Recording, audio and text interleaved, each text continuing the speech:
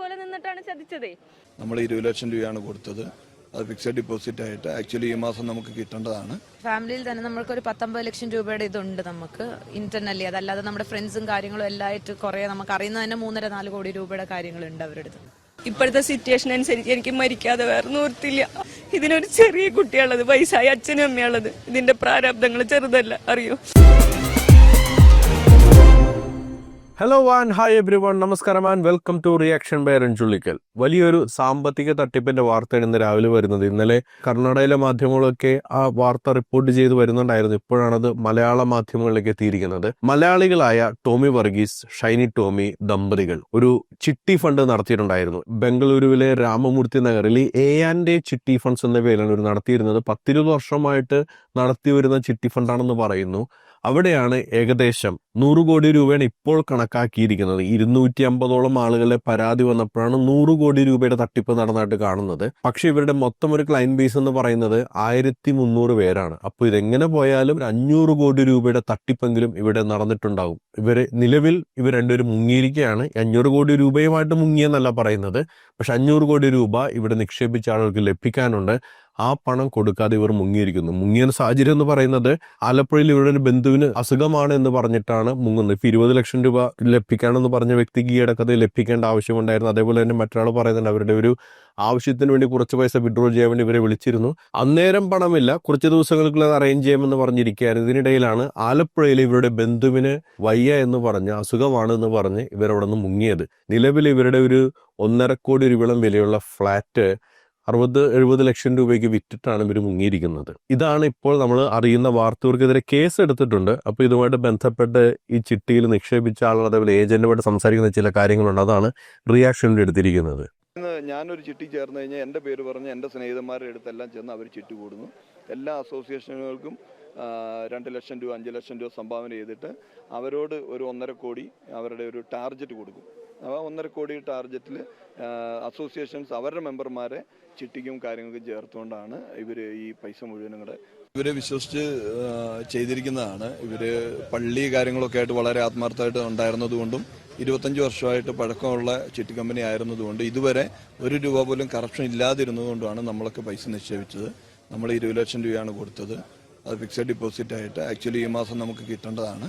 ഇതാണ് ഇവരുടെ ഒരു ഓപ്പറേഷൻ രീതി എന്ന് പറയുന്നത്. ബാംഗ്ലൂരിൽ ഒരുപാട് മലയാളി അസോസിയേഷൻസ് ഉണ്ട്. ഇപ്പോൾ ഒരു കുറച്ചധികം ഫാമിലി ആയി കഴിഞ്ഞിട്ടുണ്ടെങ്കിൽ അവരൊരു അസോസിയേഷൻ ഫോം ചെയ്യും. അവരൊരുമിച്ച് പല പ്രവർത്തനങ്ങളുണ്ടാകും, ആഘോഷങ്ങളുണ്ടാകും. ഇത്തരം കാര്യങ്ങളൊക്കെ ഫണ്ട് ആവശ്യമാണ്. ഇപ്പോൾ ഒരു ഓണാഘോഷ പരിപാടിയാണെങ്കിൽ പോലും, അല്ലെങ്കിൽ ഒരു ന്യൂ ഇയർ സെലിബ്രേഷൻ ആണെങ്കിൽ പോലും അതിനൊക്കെ പൈസ ആവശ്യമുണ്ട്. അപ്പോൾ സാധാരണഗതിയിൽ സ്പോൺസർഷിപ്പിലൂടെയൊക്കെയാണ് ഇതിന്റെ ഫണ്ട് കണ്ടെത്തുന്നത്. അംഗങ്ങൾ കൊടുക്കുന്നൊരു പരിസംഖ്യയുണ്ട്. അതിന് പുറമേ തന്നെ വലിയ തുകയൊക്കെ സ്പോൺസർഷിപ്പ് മേടിച്ചിട്ടായിരിക്കും മിക്കവാറുമുള്ള പരിപാടികളൊക്കെ നടക്കുന്നത്. അത്തരത്തിലുള്ള പല അസോസിയേഷനുകൾക്കും ഇവർ സ്പോൺസർഷിപ്പ് കൊടുക്കാറുണ്ട്. ഇങ്ങനെ സ്പോൺസർഷിപ്പ് കൊടുക്കുമ്പോൾ 2 ലക്ഷം രൂപയ്ക്ക് എന്ന് പറയുന്നത് വലിയൊരു സ്പോൺസർ. ഇപ്പം മിക്കവാറും ടൈറ്റിൽ സ്പോൺസറൊക്കെ ആവാനായിട്ട് 2 ലക്ഷം രൂപേനൊക്കെ ധാരാളമായിരിക്കും. അങ്ങനെ ഒരു ടൈറ്റിൽ സ്പോൺസറൊക്കെ ആയിട്ട് വരുന്ന ഇവർ തിരിച്ചൊരു ടാർഗറ്റ് കൊടുക്കുന്നത് ഈ അസോസിയേഷനിലെ മെമ്പർമാരെയൊക്കെ ഈ ചിട്ടിയിലേക്ക് അംഗങ്ങളാക്കുക എന്നുള്ളതാണ്. ഒരു ടാർഗറ്റ് ഒരു 1.5 കോടി രൂപ ടാർഗറ്റ്. എന്താണല്ലേ, ചെറിയ മീനിട്ടിട്ട് വലിയ മീനെ പിടിക്കുക. അപ്പൊ അസോസിയേഷൻ വിചാരിക്കുമ്പോൾ എന്താ, വലിയ മെമ്പർഷിപ്പ് ബേസ്ഡ് അസോസിയേഷനൊക്കെ ആണെന്നുണ്ടെങ്കിൽ ഇത്തരത്തിലൊരു ഇൻവെസ്റ്റ്മെന്റ് കണ്ടെത്താൻ വലിയ പ്രശ്നം ഉണ്ടാവില്ല. പിന്നെ ഇപ്പൊ ബംഗളൂരുവിലാകുമ്പോൾ അത്യാവശ്യം IT ക്രൗഡ്സ് ആണ്, അല്ലെങ്കിൽ കുറെ കൂടി മികച്ച ജോലി സാഹചര്യങ്ങളിൽ ജോലി ചെയ്യുന്നവരാണ്, വരുമാനം താരതമ്യേന കൂടുതലുള്ളവരായിരിക്കും. അപ്പൊ അവരിൽ നിന്നൊക്കെ ഒരു നിക്ഷേപം കണ്ടെത്താൻ വലിയ ബുദ്ധിമുട്ടുണ്ടാവില്ല എന്നുള്ളത് കൊണ്ട് തന്നെ അസോസിയേഷൻസ് ഇവരുടെ ഓഫർ സ്വീകരിക്കും. അത് മാത്രമല്ല, പള്ളിക്കൊക്കെ വലിയ സംഭാവനയാണ് കൊടുക്കുന്നത്. പള്ളിയുമായിട്ട് ചേർന്ന് നിന്നാണ് ഇവർ പ്രവർത്തിക്കുന്നത്. പള്ളിയുടെ എല്ലാ കാര്യങ്ങളും ഉണ്ട്. അപ്പൊ വിശ്വാസികള് ഇവരവിടെ അടുത്ത് നിൽക്കുന്നവരുണ്ട്. ഏറ്റവും കൂടുതലായിട്ട് ഇവർ ഹൈലൈറ്റ് പറയുന്നത് 2 decades ഓഫ് ട്രസ്റ്റ് എന്നുള്ളതാണ് ഇവരുടെ ഒരു ടാഗ്ലൈൻ തന്നെ. 20 വർഷത്തിലധികമായുള്ള ഇവരുടെ വിശ്വസ്തത. എല്ലാ മാസവും കൃത്യമായിട്ട് പലിശ കൊടുക്കുകയും ചെയ്യും. ഇതുവരെ അങ്ങനെ നടന്നിട്ടുണ്ട്. കഴിഞ്ഞ മാസം വരെ കൊടുത്തിട്ടുണ്ടെന്നാണ് പറയുന്നത്. ഈ മറ്റൊരു വ്യക്തി പറയുന്ന അനുഭവം കേട്ടു നോക്കാം. നമ്മളായിട്ട് കഷ്ടപ്പെട്ടുണ്ടാക്കിയ കാശ് ചിട്ടൊക്കെ ഇട്ട് ചേർത്ത് വെക്കാലോ, കൊച്ചിന്റെ പഠിത്തത്തിനും എന്തെങ്കിലുമൊക്കെ ആവുമല്ലോ എന്ന് പറഞ്ഞിട്ടൊരു പൈസ അപ്പോഴാ പെട്ടെന്ന് വിളിച്ച് നമുക്കൊരു 60,000 രൂപ വെള്ളിയാഴ്ച തരാനുണ്ടായിരുന്നു. ഇത്രയും കൊല്ലമായിട്ട് അറിയുന്ന 10-20 കൊല്ലമായിട്ട് അറിയുന്ന ആൾക്കാരായിരുന്നു. പക്ഷെ ഇപ്പം ഉള്ളതെല്ലാം കൊണ്ട് ഫാമിലിയിൽ തന്നെ നമ്മൾക്കൊരു 19 ലക്ഷം രൂപയുടെ ഇതുണ്ട് നമുക്ക് ഇന്റർണലി. അതല്ലാതെ നമ്മുടെ ഫ്രണ്ട്സും കാര്യങ്ങളും എല്ലായിട്ട് കുറെ നമുക്ക് അറിയുന്ന തന്നെ 3.5-4 കോടി രൂപയുടെ കാര്യങ്ങളുണ്ട് അവരുടെ അടുത്ത്. അപ്പം ഇപ്പം പെട്ടെന്ന് വിളിച്ചിട്ട് ഇപ്പൊ ചോദിക്കുമ്പോഴേ അവർ പറയുന്നത് ഇങ്ങനെ ഇല്ലാന്നും പറഞ്ഞിട്ടില്ല, 3 മാസത്തിനകം തരാന്നേ പറഞ്ഞിട്ടുള്ളൂ. വെള്ളിയാഴ്ച 60,000 രൂപ എന്തോ ഒരു ആവശ്യത്തിന് വേണമെന്ന് പറഞ്ഞ് എടുക്കുമ്പോഴാണ് ഇവിടെ ഇല്ലാന്നുള്ളത്. കേൾക്കുമ്പോ തൊട്ട് ഉറക്കവും ഇല്ല, ഒന്നുമില്ല. ഇപ്പൊ ഉള്ളതെല്ലാം അവരുടെ കയ്യിലാണ് ഉള്ളത്. എത്ര പേരുടെ മാനസിക അസ്വസ്ഥത നഷ്ടപ്പെട്ടുണ്ടാവുന്നു ആലോചിച്ച് നോക്കി. ഉറക്കം നഷ്ടപ്പെട്ടതെന്ന് പറയുന്നത് ചെറിയ തുകയൊന്നും അല്ല കേട്ടോ. 10-50 ലക്ഷം രൂപ ഒരു ഫാമിലിയിൽ നിന്ന് തന്നെ ഇൻവെസ്റ്റ് ചെയ്തിട്ടുണ്ട്. സുഹൃത്തുക്കളടക്കം കോടിക്കണക്കിന് രൂപ ഇൻവെസ്റ്റ് ചെയ്തിട്ടുണ്ട്. മനസ്സിലാക്കാൻ കഴിഞ്ഞ ഒരു വ്യക്തി 1 കോടി 1.5 കോടി രൂപ വരെയൊക്കെ ഇതിനകത്ത് ഇൻവെസ്റ്റ് ചെയ്തിട്ടുണ്ടെന്നല്ല. ഇപ്പൊ ഈ 10-20 വർഷം എന്ന് പറയുമ്പോഴേക്കും അവർ തുടർച്ചയായിട്ട് ഇൻവെസ്റ്റ് ചെയ്യും. ആളുകളുടെ ഒരു ചിന്താഗതിയാണ് എങ്ങനെയെങ്കിലുമൊക്കെ പണം വർദ്ധിപ്പിക്കുക എന്നുള്ളത്. അതിനെ എൻകാഷ് ചെയ്യാൻ ഇത്തരത്തിലുള്ള ആളുകൾ ഉറപ്പാണ്ട്. അപ്പോൾ ഇതുമായിട്ട് ബന്ധപ്പെട്ട് വരുന്ന ചില കമന്റുകൾ എന്ന് പറയുന്നത്, പറ്റിക്കപ്പെടാൻ മലയാള ജീവിതം ബാക്കി. എത്രയൊക്കെ ആളുകൾ എത്രയോ കാലഘട്ടമായിട്ട് പറ്റിച്ചുകൊണ്ടിരിക്കുന്നു. ആട് മാഞ്ചിയം പിയർലെസ് മുതൽ ഇങ്ങോട്ട് ലിസ്, എന്തിനാ പറയുന്നത്, ഹൗസ് ലോട്ടറി തട്ടിപ്പിലൊക്കെ വരെ ആളുകൾ വളരെ സുന്ദരമായിട്ട് പോയി വീണു കൊടുക്കുന്നുണ്ട്. പക്ഷെ ഇതെല്ലാം ഒരു കുമിളയാണെന്നൊരു തിരിച്ചറിവ് നമുക്ക് ഇതുവരെ ഉണ്ടായിട്ടില്ല എന്നുള്ളതാണ് അത്ഭുതപ്പെടുത്തുന്നത്. ഇത്രയും വലിയ തുകയൊക്കെ ഒരു പ്രൈവറ്റ് പാർട്ടിയെ ഏൽപ്പിക്കാൻ, അതായത് ഒരു ഗവേണൻസും ഇല്ലാത്ത, നാളെ ഇത് പൂട്ടിപ്പോയി കഴിഞ്ഞാൽ, ഏതെങ്കിലും സാഹചര്യത്തിൽ പൂട്ടിപ്പോയി കഴിഞ്ഞാൽ തങ്ങൾക്ക് ഈ പണം എവിടെ നിന്ന് ലഭിക്കും എന്നൊരു സെക്കൻഡ് തോട്ടും ഇല്ലാതെയാണ് ഇത്രയും വലിയ തുക ഇവിടെ ആളുകൾ നിക്ഷേപിക്കുന്നത്. അതിന് ഏറ്റവും പ്രധാനപ്പെട്ട കാര്യം ഇവർ ഓഫർ ചെയ്യുന്ന പലിശ നിരക്കാണ്.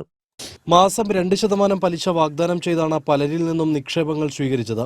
ടോമിയുടെ ഭാര്യയെയും മകനെയും അടക്കം പ്രതികളാക്കി രാമമൂർത്തി നഗർ പോലീസ് കേസെടുത്ത് അന്വേഷണം തുടങ്ങിയിട്ടുണ്ട്. 2% പലിശ കൊടുക്കാന്ന് പറഞ്ഞിട്ടുണ്ടെങ്കിൽ ഒരു വർഷം 24%. നിങ്ങൾ ആലോചിച്ചു, ഏതെങ്കിലും ഒരു പ്രൈവറ്റ് ബാങ്ക് പോലും അത് കൊടുക്കുന്നുണ്ട് എന്നുള്ള കാര്യം.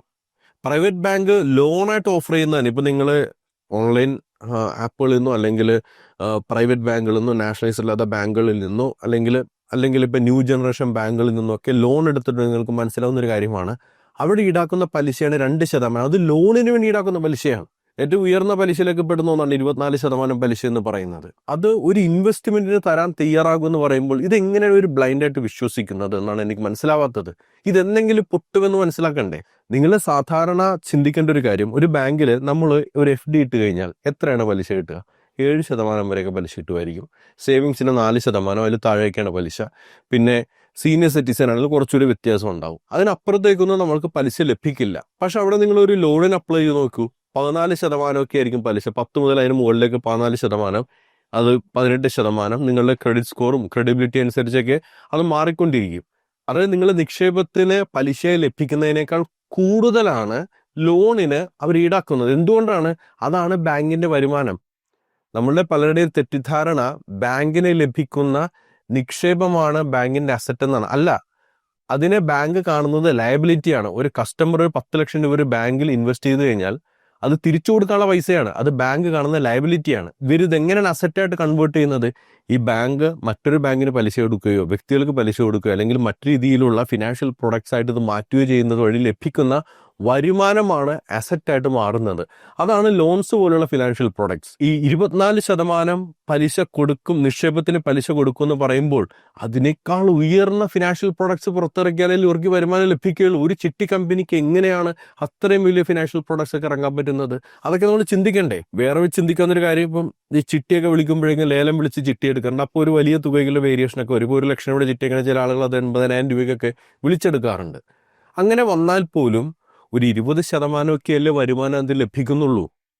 അതല്ലാതെ ഈ വലിയ തുക ഇവർക്ക് എവിടെ നിന്ന് ലഭിക്കുന്നു? ഇതിന് പിന്നിൽ അപ്പോൾ ഏതെങ്കിലും രീതിയിലുള്ള തിരിമറികൾ നടക്കുന്നുണ്ട് എന്ന് മനസ്സിലാക്കാനുള്ളൊരു ചിന്താഗതി കൊണ്ടാണ്. ഇപ്പൊ തിരിമറികൾ നടന്നില്ലെങ്കിൽ തന്നെ ഏതാണ് ആ സ്ട്രേറ്റ് ഫണ്ട് നമ്മൾ അറിയണ്ടേ? ഇനിയിപ്പോൾ എന്തായാലും ഇതിന്റെ പിന്നിലൊക്കെ ഒരു അന്വേഷണം നടക്കണം. എങ്ങനെയാണ് ഇത്രയും വലിയ തുക ഇൻവെസ്റ്റ്മെന്റോട് സ്വീകരിച്ചിട്ട് ഇത്രയും വലിയ പലിശ ഇവർ കൊടുക്കുന്നത്? ഇപ്പൊ 100 കോടി രൂപയുടെ തട്ടിപ്പെന്ന് പറയുമ്പോൾ 24 കോടി രൂപയുടെ വരുമാനം ഇവർ ഉണ്ടാക്കണ്ടേ? 24 കോടി രൂപയുടെ ടേൺ ഓവർ ഇങ്ങനെ ഉണ്ടാക്കുന്നു. ഇപ്പൊ 1000 കോടിയിലൊക്കെ തട്ടിപ്പോണ സാധ്യതയാണ്. അങ്ങനെയാണെങ്കിൽ 240 കോടി, ഇനി 500 ആണെങ്കിൽ 120 കോടി രൂപയുടെ ടേൺ ഓവർ ആ കമ്പനി ഉണ്ടാക്കണം. അതെങ്ങനെ ഉണ്ടാവുന്നു? അതൊക്കെ നമ്മൾ ചിന്തിക്കാതെയാണ് ഇതുപോലുള്ള ഇൻവെസ്റ്റ്മെന്റിലേക്ക് പോയി ചാടുന്നത്. ഇപ്പൊ ഇതിനകത്ത് പെട്ടുപോയിരിക്കുന്ന ഇവർക്ക് വേണ്ടി ഏജന്റായിട്ട് ഇറങ്ങിത്തിരിച്ച വ്യക്തിയാണ്. വർഷങ്ങളായിട്ട് ഇവരുടെ വിശ്വസ്തരായിരുന്ന ഏജന്റ്. ആ സ്ത്രീയുടെ അവസ്ഥ അവർ വിവരിക്കുന്നുണ്ട്. ഫാമിലി പോലെ നിന്നിട്ടാണ് ചതിച്ചതേ. അതൊക്കെ പോട്ടെ, 19 കൊല്ലമായി എന്നെ അവർക്ക്. കാരണം ഈ കസ്റ്റമേഴ്സ് ഒക്കെ കാരണം ഞാൻ ഉണ്ടല്ലോ എന്നുള്ള ആശ്വാസത്തിലിരിക്കുന്ന കസ്റ്റമേഴ്സ് ഉണ്ട്. ഇപ്പോഴത്തെ സിറ്റുവേഷൻ അനുസരിച്ച് എനിക്ക് മരിക്കാതെ വേറെ നിവൃത്തിയില്ല. ആരും എന്നെ വിശ്വസിക്കുന്നില്ല. ഞങ്ങൾക്ക് കാലത്തുനിന്ന് ഭയങ്കര ഫോൺ കോൾസ് ആണ്. ഞാൻ കാശ് തിരിച്ചു കൊടുക്കണം എന്നുള്ള നിലയിൽ എനിക്ക് ആത്മഹത്യ അല്ലാണ്ട് വേറെ വഴിയില്ല. സത്യ അവരിതിനനുഭവിക്കുക. എനിക്ക് ഏറ്റവും ആകെ അവരെ കൊണ്ടുവരണം, അവരെങ്ങനെയെങ്കിലും കൊണ്ടുവരണം. കാരണം ഞാൻ നിരപരാധിയാന്നുള്ളത് തെളിയിക്കേണ്ടത് എൻ്റെ ആവശ്യമില്ലേ. ഇപ്പം ആത്മഹത്യയല്ലാണ്ട് ഞങ്ങൾ രണ്ടുപേരെ, എൻ്റെ മോത്തിരി വലുതായിരിക്കാം, ഇതിനൊരു ചെറിയ കുട്ടിയുള്ളത്, വയസ്സായ അച്ഛനും അമ്മയുള്ളത്. ഇതിന്റെ പ്രാരാബ്ദങ്ങൾ ചെറുതല്ല, അറിയോ. ഇതാണ് ഈ പെട്ടുപോകുന്ന ആൾക്കാരെ ഈ ഏജന്റുമായിട്ട് തുച്ഛമായ ശമ്പളത്തിനൊക്കെ ഒരു ഏജൻസ് ആയിട്ട് ചേരുന്നത്. ഇവരുടെ വിശ്വാസത്തിന്റെ പുറത്ത് ഇവരറിയാവുന്ന സുഹൃത്തുക്കളെ കൊണ്ട് ഇൻവെസ്റ്റ് ചെയ്യും. ഈ ബേസ് ലെവലിൽ നിൽക്കുന്ന ആളുകളെ വെച്ചിട്ട് പണം ഉണ്ടാക്കുന്ന തന്ത്രമാണ് ഏറ്റവും സക്സസ്ഫുൾ ആയിട്ടുള്ളത്.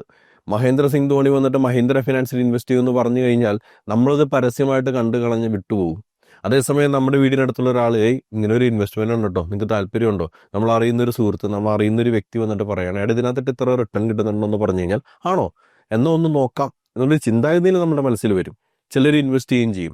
അപ്പോൾ ഇത്തരത്തിൽ ബിസിനസ് മോഡലിന്റെ സക്സസ് എന്ന് പറയുന്നത് ഈ അടിസ്ഥാന തലത്തിൽ ഇൻഫ്ലുവൻസ് ചെയ്യാൻ പറ്റുന്ന ആളുകൾ. അതുകൊണ്ടാണ് ഈ വ്ളോഗർമാരെയൊക്കെ വെച്ചിട്ട് ഏത് തട്ടിപ്പും പ്രൊമോട്ട് ചെയ്യാൻ പലരും ശ്രമിക്കുന്നത്. കാശ് കിട്ടാൻ വേണ്ടി ഏത് അറ്റം വരെ പോകാനായിട്ട് പല വ്ളോഗർമാരും തയ്യാറാണ്. ഇപ്പോൾ ഹൗസ് ലോട്ടറി ആയാലും കളർ കുത്തി കാശുണ്ടാക്കുന്ന ബെറ്റിംഗ് ആപ്പുകളാണെങ്കിലും അതൊക്കെ പ്രൊമോട്ട് ചെയ്യാനായിട്ട് ഇവരും തയ്യാറാവുന്നത്.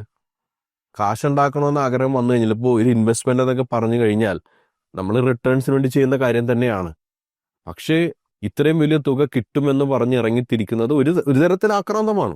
പലരും കമന്റ് ചെയ്യുന്ന കാര്യമാണ്, ഈ നാട്ടിൽ ഇത്രയും അത് ഇൻവെസ്റ്റ്മെന്റ് പ്ലാൻസ് ഇരിക്കെ എന്തിനാണ് ഈ കുമിള പോലുള്ള കമ്പനികൾ കൊണ്ട് ഇൻവെസ്റ്റ് ചെയ്യുന്നത്? ഇപ്പോൾ ആ ഏജന്റിനെ വിളിച്ച് സംസാരിച്ച് അവരുടെ നിങ്ങൾ കാശ് തന്നോ, നിങ്ങളല്ലേ മേടിച്ചെന്ന് പറഞ്ഞിട്ട് കാര്യമുണ്ടോ? നിങ്ങളുടെ ഡീൽ ആ കമ്പനി ആയിട്ടല്ലേ. പക്ഷെ എന്ത് ചെയ്യാൻ പറ്റും? ഇവർക്കെതിരെയും പരാതി കൊടുക്കാനുള്ള സാധ്യതയുണ്ട്, ഇവരും പിടിക്കപ്പെടാം. ഇതുപോലുള്ള സ്ഥലത്ത് ജോലി ചെയ്യുന്ന ആളുകൾ ശ്രദ്ധിക്കണം. ഇത്തരത്തിൽ ഈ കമ്പനി എങ്ങനെയാണ് നാളെ ഒരു വീഴ്ചയുണ്ടല്ലോ. ഇപ്പോൾ മനസ്സിലാവുന്ന ഒരു കാര്യം, ഇവർക്ക് സാമ്പത്തിക ബാധ്യതയില്ലെന്നൊക്കെയാണ് പറയുന്നത്.